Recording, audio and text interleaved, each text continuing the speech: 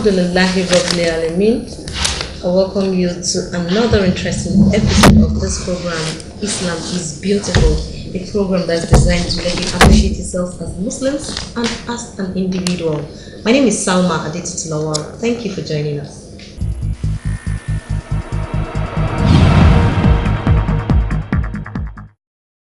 Fortunate is he.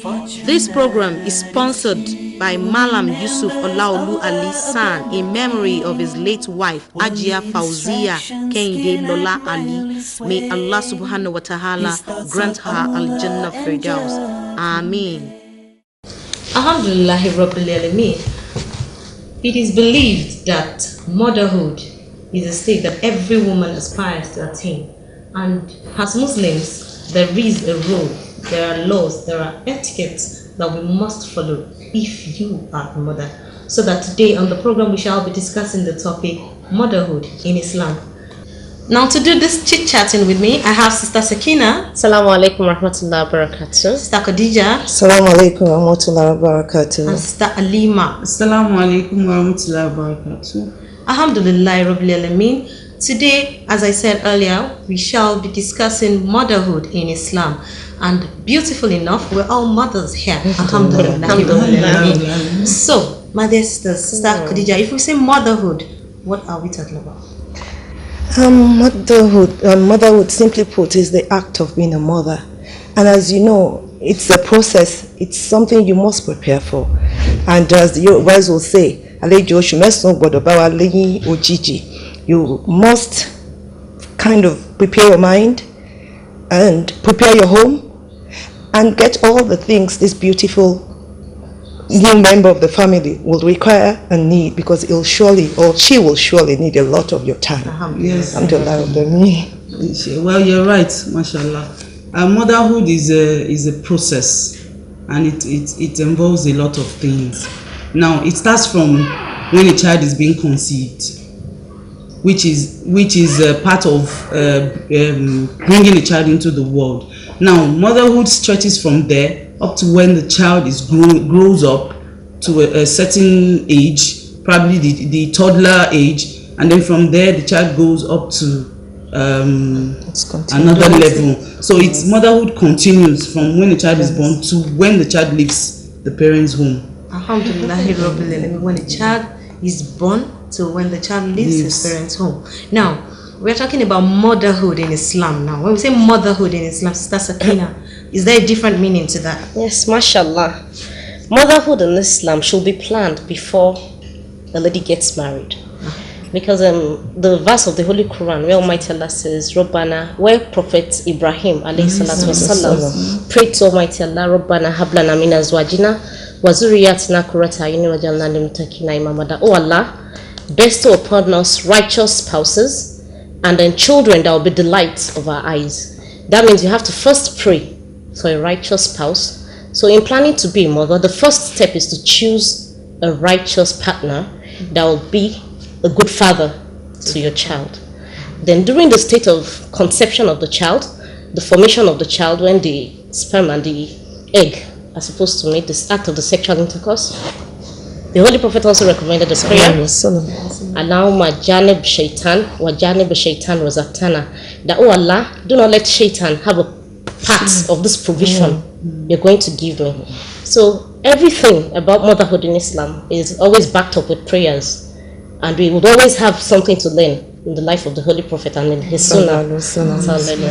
Yes, and to add to a point, even up to the point of childbirth, as soon as the child is out, it is imperative on the parent to actually recite the prayer, as in call to prayer into the ears of the child, so that, and I mean, once that is done, there's that total hope in Almighty Allah that that child will not only be a Muslim, will also be not only a very good Muslim, will also be a very good child, and a comfort and blessing to the parents and cooling of the eyes. What she said. Yes. During the stage of pregnancy, a Muslim mother is always supposed to say, Rabbi habli mina salihin, that, oh Allah, give me a righteous child. And as much as possible, she should also try to engage in listening to the Holy Quran and doing acts of worship that would help the spiritual development of a child during the formative stage. MashaAllah. Alhamdulillah. Those prayers will help the spiritual upliftment of that child when it eventually comes into the world. Alhamdulillah. And I believe Muslim mothers, intending mothers, mother already, they are watching and they know that these prayers are very important. Now, when the child is born, choosing a name for that child, is it part of motherhood too? Yes, mashallah, it is. It is, though it is a duty. It's a duty of both parents to come together, come to a compromise, and search for names. These days, you find people going on the net to look for names for their children. The meaning. Yes, to know the meaning, because some names that have been given to children, in the eventual, you find out that those names are not really, they don't have good meanings. Okay. You find some people eventually changing their names when they get to know what it means. So I think it's imperative for parents to actually do research and know the meaning and the essence of a name being given to a child at childbirth. And it's also part of motherhood.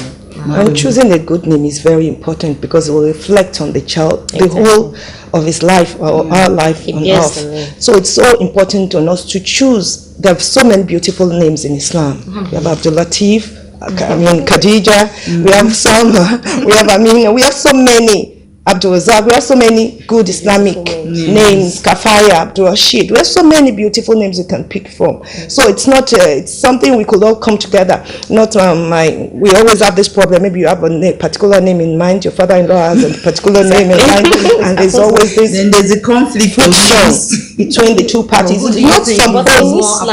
In Islam, the recommendation it is the parents. In fact, according to the narration, we had the mother has a greater right to choose the name of her child. Alhamdulillah. Alhamdulillah. I hope we know this. So, father-in-laws, as you're listening, and now, so when you have picked a name for that child, that makes you a mother. In fact, as soon as the child comes into the world, you becomes mother. What are the roles? Now, this is the part that a lot of us would want to know: the upbringing of that child. The child is here now, has a name, so you are something. Now, what is your duty as a mother towards the upbringing of that child to make you a good mother, so that you would have fulfilled your duty as a Muslim mother, and then your role as a mother who would really be called motherhood, that motherhood that we are talking about here now? What role is it in upbringing? MashaAllah. The Holy Prophet ﷺ was reported to have said, Rida Rabbi, Farid al-Walid, Wasahatu Rabbi, Fistahatul Walid, that the paradise of the child lies under the feet of his mother. So a mother should be somebody to guide the child towards attaining paradise. A mother should sit up to guide all the activities throughout the life of the child. It doesn't even end when the child is married. It ends till the mother continues to exist on the surface of the earth. To point out some of these things, I believe that even if we won't be able to have everything here and now, there are some things that are paramount and important that makes a mother a real mother, like taking care of the child. Yes, I agree with you. Like bringing up a child in the Islamic way. Okay. Now, you have given birth to a child. You have proclaimed Islam for that child. It's your duty to make sure that that child grows up according to the ethics of the religion, and it is your duty as a mother. That is a stronghold for you, for your child, because if you don't give that child that upbringing from that age, that tender age, the child may not get it. You see parents like we are fortunate to have parents that were able to put us through. But my parents, did not have that. You understand? So they made sure. So parents of these days now, you can see that even at a child at 2-3, I started going to madrasa. Because that is the time that their brains are really they can capture. And the Quran is not it's something that you need to really concentrate and you understand. So you really have to put the child through the Islamic ethics from that early stage up to when the child is maybe going to the university, and maybe the child is on his or her own to know what is wrong or right. So the Islamic ethics is the first thing you need to inculcate in your child. Okay, alhamdulillah. Now, when we talk about the emotional upbringing of the child, now in showing love, I know that some people, because they want to do what you have just asked us to do as a mother, instill the right Islamic ethics, they take the child somewhere else. Now, do you think the emotional attachment and the emotional upbringing that a mother should give to the child will be there if, because you want to instill Islamic ethics, you have taken the child elsewhere?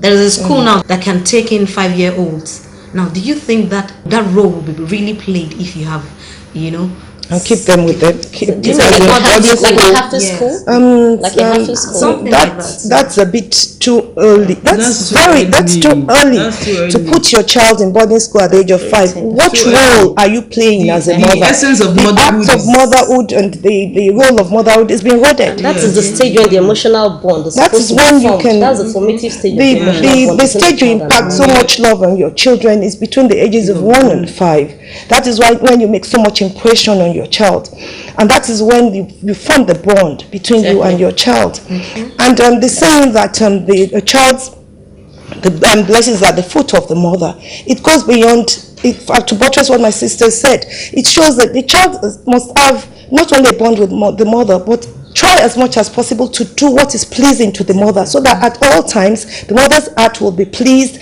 and whatever prayers she's offering for her children will just automatically go and work for them. So we are saying that the mother must actually play that role before you expect, because all these things, it comes back to you. Exactly. You give your child your time, you get it back later on in life. A child you deprive of your time and love, you can be rest assured, my sisters, it's not a cause. Once we deprive these children of what they need when they need it, we're going to get trouble. And that is what we do not want. As a Muslim mother, our primary role, apart from worshipping Almighty Allah, is to give the best to our children. Exactly. And giving the best to your child, when your child sees you in the morning. I say alhamdulillah, sometimes when people call me, when your child sees you in the morning and she leaves home and go to other places and carries a cake early in the morning, and people tell you, your child, you must raise your child in a way that every morning, the first thing she'll pick up when she wakes up is a kettle. And she'll take her mat and say her prayers. And the thing is, all these things is a face. Once you impart it on the child, the child will leave home. Exactly. And the child will live with it. And you've given the child a life. You've given her the best. Because there's nothing in life that cannot be confronted with prayers. Alhamdulillah. Alhamdulillah. So it is best for a woman to take care of her own child. Not on no condition, even to instill Islamic ethics, should you take your child elsewhere to be taken care of for you. Yes, mashallah. No, I don't think at least that's you mentioned 5 years, right? Yes, that's still a very tender age to leave the child in the custody of somebody. Okay.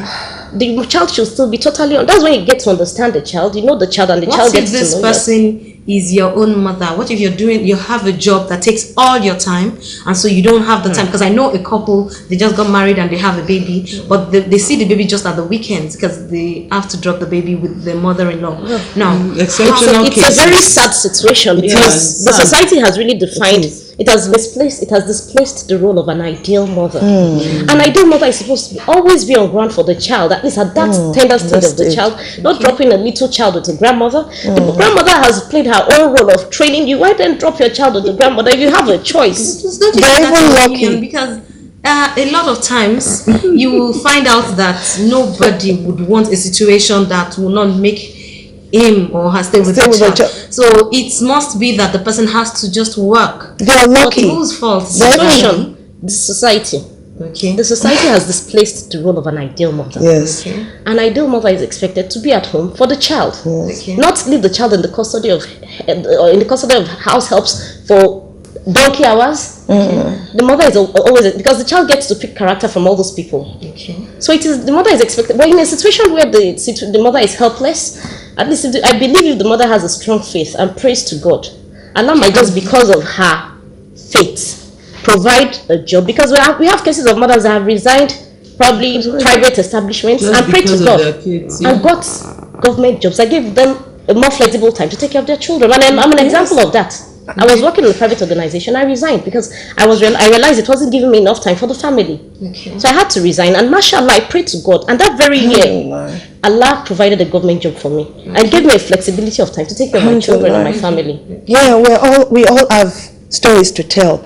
I'm also a victim of it, because we're even lucky on this side of the world where we have parents-in-law, our own parents, to take care of these children. Abroad, you don't have anybody to do such things. And I had to keep my child with a nanny, a registered nanny. At the end of the day, I didn't know she kept my child downstairs in the cold until broke out with something worse than measles. I had to make a choice. Today, to the glory of God, my son is a pharmacist. He was just about 2-3 years. All he could tell me was to cry when I drop him. And I was always looking at that. That is the problem we have. What you will collect. So you just drop the child. Anytime I want to leave him, he'll hang on to me and look at my eyes and cry. And when I come back in the evening, I'll be all goody, mommy, chocolates and stuff. Exactly. One day I just saw the nanny and the husband staring at each other. And something just told me something is wrong. And a few days later, my son broke out. And my neighbors now told me, don't you know that woman? I said, my husband said she's registered. She said she's registered, our children are grown. They're the ones riding bicycles all over the estate. Look at your son. He's only 2-3 years old. She leaves him downstairs maybe with the dog. So we do so many things that are wrong. We must correct it. And all we say is we want to make money. What was I earning then? I made a choice that day. I decided to come back to Nigeria. To the glory of God today, my son is a pharmacist. If I had not made that choice today, I wonder where I will be. Alhamdulillah. So a mother should learn to sacrifice. Yes. A mother should learn to have faith, strong faith in Allah. Yes. That if it is the sacrifice to take care of my children, I will be willing to compromise so many things. May Allah make it easier for us. I mean, now moving on to what upbringing. Now the child is grown.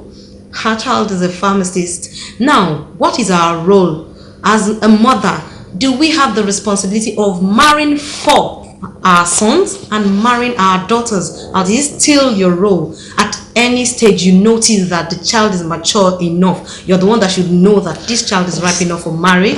Mashallah. This time and age.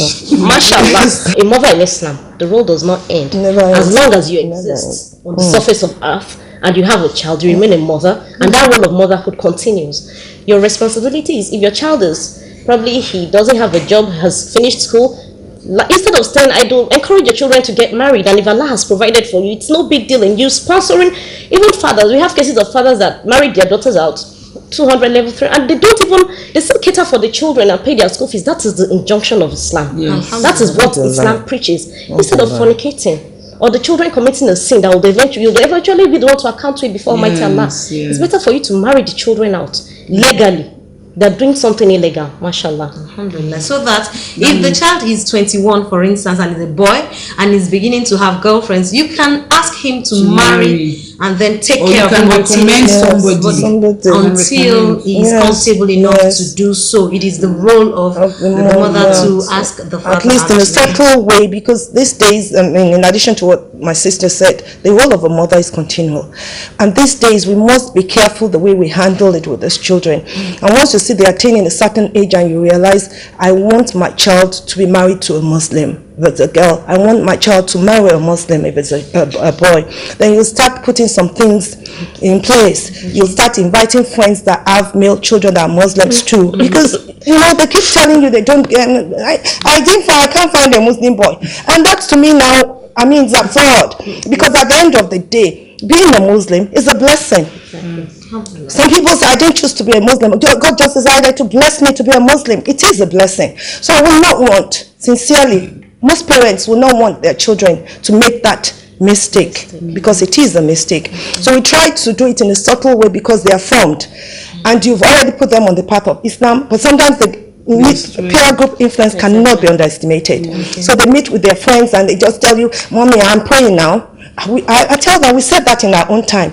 We are praying it's better for you to marry someone that is also a Muslim. So we should try to make them interact with one another. Yes. Alhamdulillah. Now make it easy for us, because I think it's a trial if you are a mother. It's a big trial because you have to play out all these roles that we have stated, and you must be seen to have played them well. May Allah subhanahu wa ta'ala make it easy for us. Now on this program, this chit chat is taking a dimension that I know that you must want to know more, and that is why we are going to recommend this book to you on our readable segment for a better understanding of this topic of discuss. Bismillah.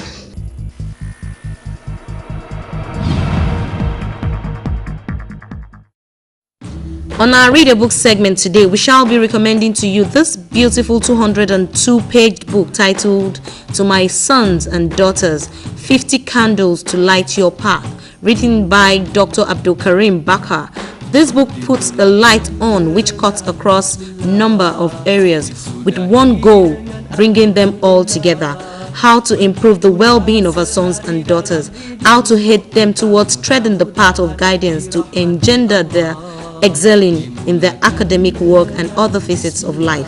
The author also stated in the book that even though the light that we enumerated in this book is general in description, because it is a matter of general and equal effect on male and female young ones, as some are youth related. These lights are targeted to uplift the personalities of our sons and daughters, to help them take the right path of righteousness and to excel in their study, work and all areas of life. Take this book today, read and add value to your life. Remember, readers are leaders. All that is in the heavens and the earth magnifies God. He is the Almighty, the All-Wise. To him belongs the kingdom of the heavens and the earth. He gives life, and he makes to die, and he is powerful over everything. He is the first and the last, the outward and the inward. He has knowledge of everything. Bismillahirrahmanirrahim. Alhamdulillahi Rabbil Alameen. Bismillahirrahmanirrahim. Alhamdulillahi Rabbil Alameen. In the morning when we wake, Bismillah, Bismillah. With every step we take, Bismillah, Bismillah. With every word we say, Bismillah, Bismillah. And every game we play, Bismillah, Bismillah. Bismillahirrahmanirrahim. Alhamdulillahi Rabbil Alameen. Bismillahirrahmanirrahim. Alhamdulillahi Rabbil Alameen. With everything we do, Bismillah, Bismillah. With everything that's new, Bismillah, Bismillah. With every place we go, Bismillah, Bismillah. And every friend we know, Bismillah, Bismillah. Bismillahirrahmanirrahim. Alhamdulillahi Rabbil Alameen. Bismillahirrahmanirrahim. Alhamdulillahi Rabbil Alameen. Alhamdulillah Rabbil Alameen. This is the fact we think you should know for this week.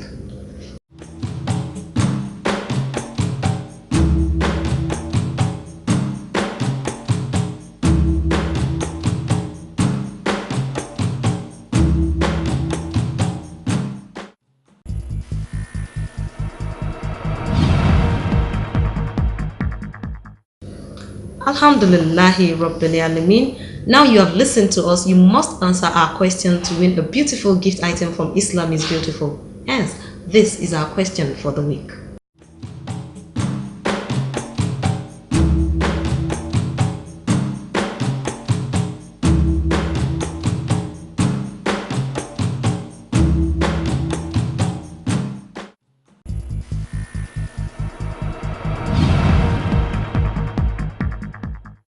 Alhamdulillah Rabbil Alameen. My sisters, in one word, to that mother out there that's thinking that, oh, this is getting too much, I can't hold it, a young mother, what advice, in one word, what advice would you give her?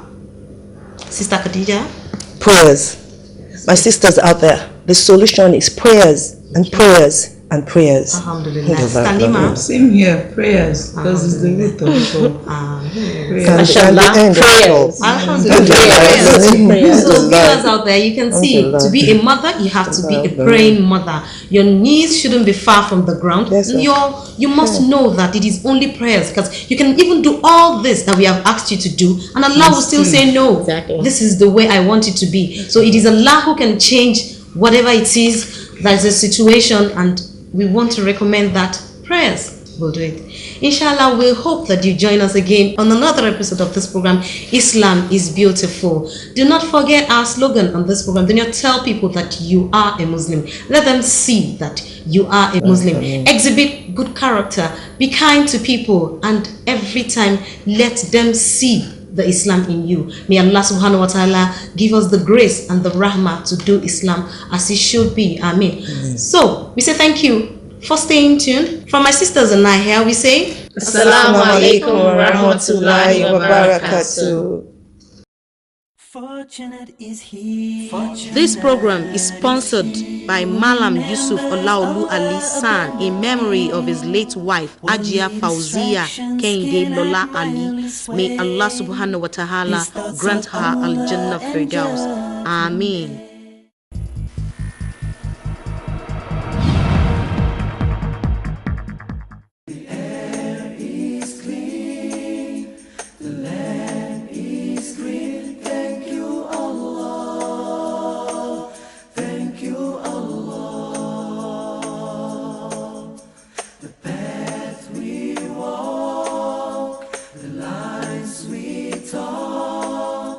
The